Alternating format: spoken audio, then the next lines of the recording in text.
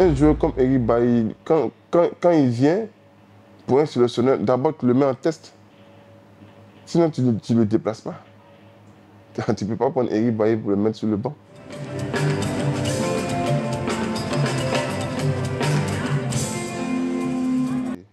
En amont, nous avons fait des séminaires avec les présidents de club et certains capitaines pour inculquer la valeur professionnelle.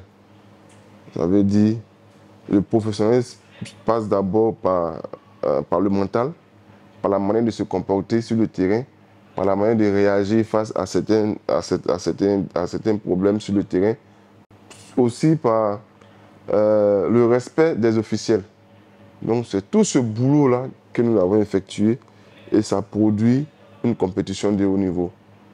Certaines personnes nous appelaient pour nous féliciter quant à la qualité de nos matchs, parce que c'était des matchs aussi rythmés et les spectateurs qui venaient étaient aussi satisfaits de la qualité du jeu, de l'organisation et de tout ce qui allait avec.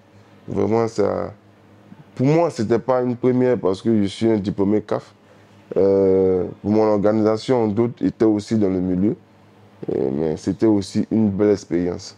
Et il faut dire que quand on a fini l'activité, tout ce qui devait être réglé a été réglé. Aujourd'hui, nous sommes en plein préparatif pour le Tchétchène 2025. Donc pour nous, le bilan est vraiment positif. Et tout ça n'a pas été fait sans l'appui et l'accord et l'apport de tout le monde. Donc voici un peu un bilan précis de l'activité Tchétchène 2024. Et nous sommes en train de travailler actuellement sur deux activités. C'est le Tchétchène d'or, qui est la cérémonie de distinction de tous les joueurs qui ont joué tous les tournois en Côte d'Ivoire. Et aussi le Tchétchène 2025, qui s'annonce encore et encore en couleur. Oh, il y a beaucoup de choses à améliorer. Il faut comprendre que cette activité, et ce genre de compétition n'est pas fait pour nous les organisateurs. C'est fait pour le public. Le public a relaté beaucoup de choses quant à la qualité de nos images. Ce sont des choses qu'on doit travailler, faire encore des séminaires avec des arbitres. S'il le faut, nous allons des demandes des arbitres venant de l'extérieur pour l'année prochaine. Nous allons tenir compte de ça. Et nous allons faire de telle sorte que l'édition prochaine, en tout cas, soit la meilleure. Vous comprenez que maintenant, nous avons appris beaucoup de choses. Souffrez que je ne puisse pas étaler toutes nos stratégies de l'année 2025 pour ne pas que ces stratégies soient reproduites et qu'on nous traite encore de copieux. Mais il faut dire que nous avons prévu beaucoup de choses et beaucoup de choses pour rendre encore notre activité professionnelle. Parce que le préambule de notre statut et règlement, lorsque le CITT voyait le jour, dans le préambule, nous avons écrit dans l'intention de professionnaliser le football local. C'est ça. C'est de là que tout part. De professionnaliser. Donc nous travaillons à ce que nous soyons encore plus professionnels avec d'autres touches qui vont s'ajouter. Toute activité ne peut se faire sans les partenaires. Inch'Allah, par la grâce de Dieu, si les partenaires viennent vers nous, je pense que ça pourra nous aider encore à rendre notre activité l'année 2025 en beauté. C'est une activité qui est pluridimensionnelle, d'abord sportive, mais c'est une plateforme aussi pour tous les partenaires pour pouvoir aussi faire accroître leur image. On a vu ça avec Coca-Cola. On a vu ça avec Coca-Cola, on a vu ça avec Sport Cash, on a vu avec Cristalline, comment est-ce que nous avons pris soin de leur image. Donc c'est une activité qui permet, qui est profitable aussi pour les partenaires. Nous invitons les partenaires à se joindre à nous pour l'activité 2025 qui est encore prometteuse. Il faut dire que souvent nous avons des initiatives mais qui tardent à être accompagnées. C'est ce qui nous fatigue. C'est ce qui nous fatigue. Sinon, nous avons déjà déposé des courriers au ministère de la Cohésion sociale, voilà, au ministère de la Culture. Ce sont ces institutions-là qui peuvent nous permettre de pouvoir atteindre notre objectif de manière pluridimensionnelle. Mais lorsqu'on veut aller, on nous soumet à pour des simples audiences, on nous soumet à des procédures qui peinent à aboutir. Voilà. Sinon, c'est un projet qui pourra vraiment participer beaucoup, hein, à la consolidation, hein, de la cohésion sociale et nationale. Parce que lorsque on arrive à réunir des jeunes de la commune d'Abobo et des jeunes de la commune de Yopougon, c'est là le moment idéal pour véhiculer des messages de paix, pour véhiculer des messages qui vont à l'encontre du bien-être de la société. Donc moi, personnellement, je fais un coucou aux autorités d'essayer de voir un peu notre courrier quand on va leur déposer des courriers pour des audiences. Hein? Nous sommes des jeunes ivoiriens, nous avons beaucoup d'idées. Hein? Nous avons beaucoup d'idées à mettre, hein, à la disposition de nos autorités pour aussi se mettre au service de la nation. Il faut qu'ils nous répondent pour qu'ensemble, on puisse faire ce travail-là. La paix, il ne faut jamais cesser de la consolider. Quand un pays est en paix, il ne faut jamais cesser de toujours faire la promotion de la paix. Donc, déjà, je fais un appel aux autorités pour qu'ils puissent. Sinon, nous avons des projets qui vont en compte de cela. Yannick Goro est concentré sur le développement du sport local. Si vous avez bien remarqué,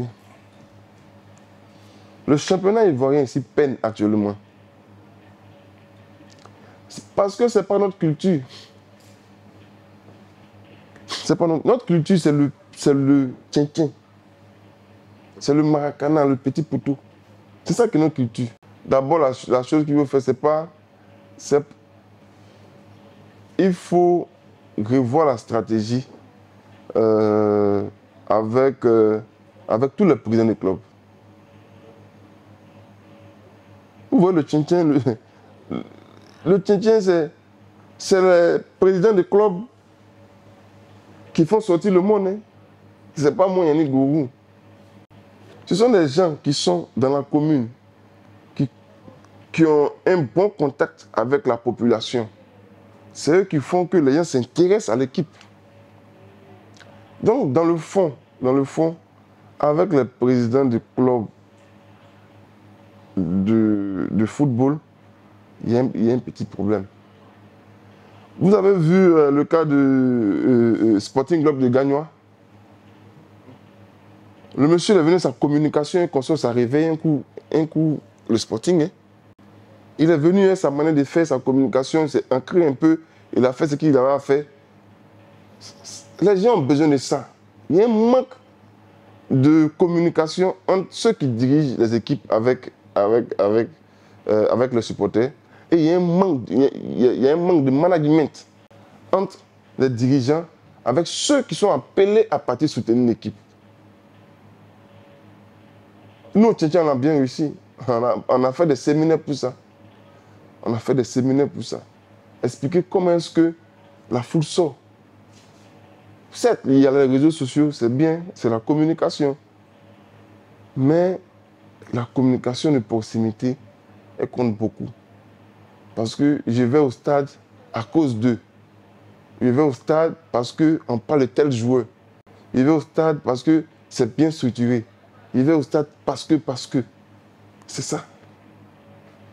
Et ce volet-là, les présidents de ligue du football normal n'ont pas encore bien travaillé sur ce volet-là. Il y a un problème d'ancrage avec ceux qui doivent partir au stade. S'ils ne se sentent pas concernés, ils ne vont pas aller au stade. S'ils ne se sentent pas concernés, même quand ils ne sont pas d'accord, il y a une manière de venir vers eux pour les ramener à jouer. Pour dire non, ils ne sont pas d'accord, mais il faut ça. Donc, il y a un véritable problème avec le président pour moi, pour ma part, ce qui fait que le football ivoirien est un peu mis au désarroi. Les gens, ils aiment, ils veulent venir. Mais qui va les faire venir? Tout part de là. Et moi, je pense que nous sommes déjà, avec la CAN qu'on a pris là, nous sommes déjà bien partis. Il faut être beaucoup stratège en partant de...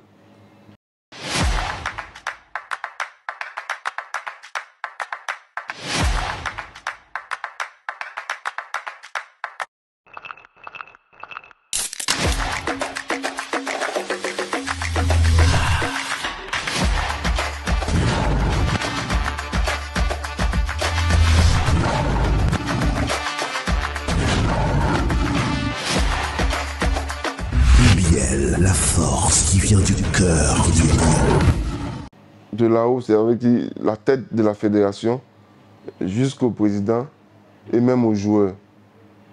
Ça doit être un travail d'ensemble. Il faut que ceux qui sont à la tête prennent de bonnes décisions. Il faut qu'on puisse amener les investisseurs à s'intéresser davantage au football local.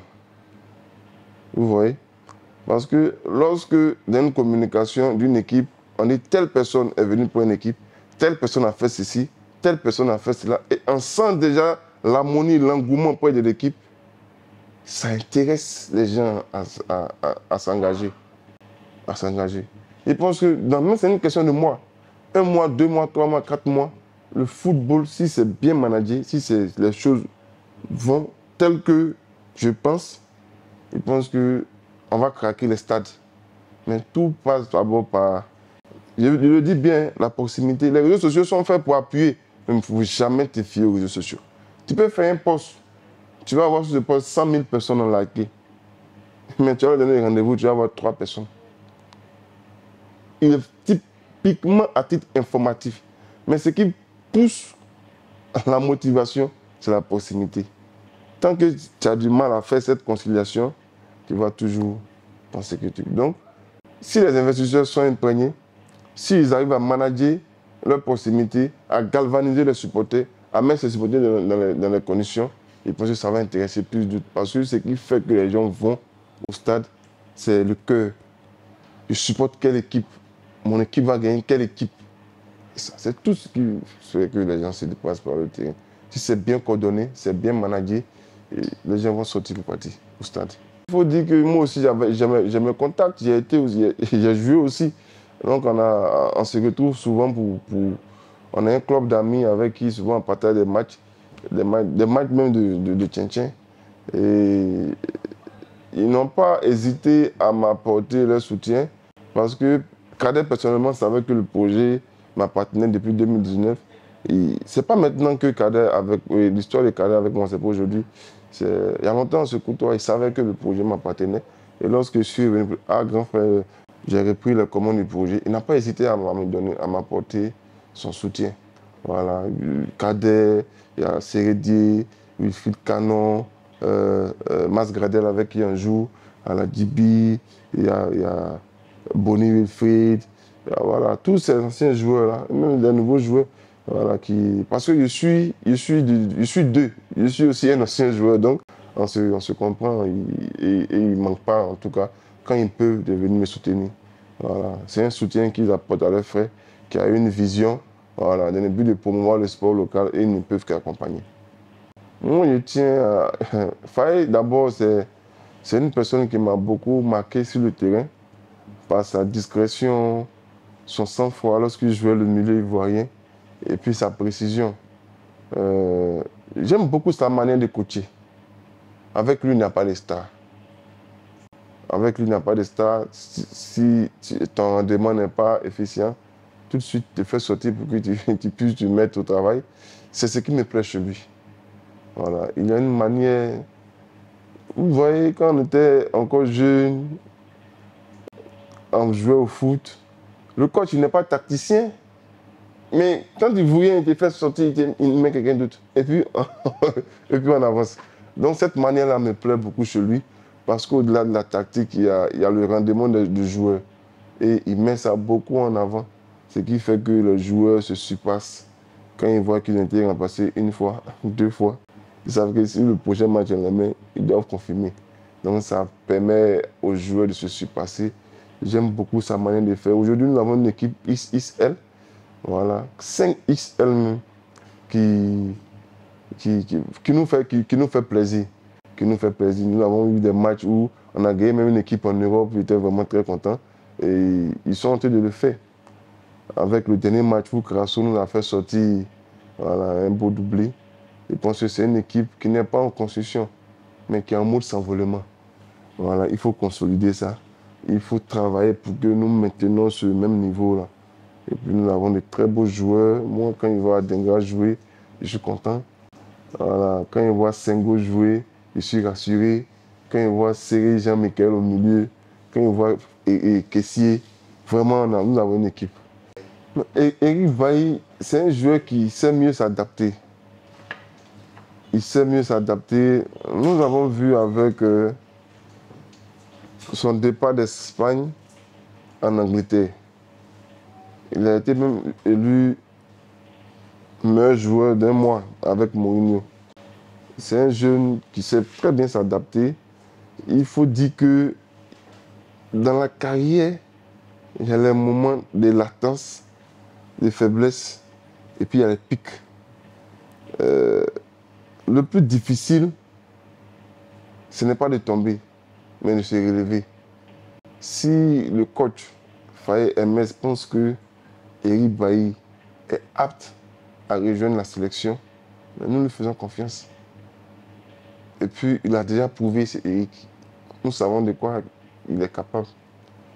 À lui maintenant de se servir de ses erreurs. Elle est parfaite pour reprendre sa place de leader qu'il avait dans l'équipe.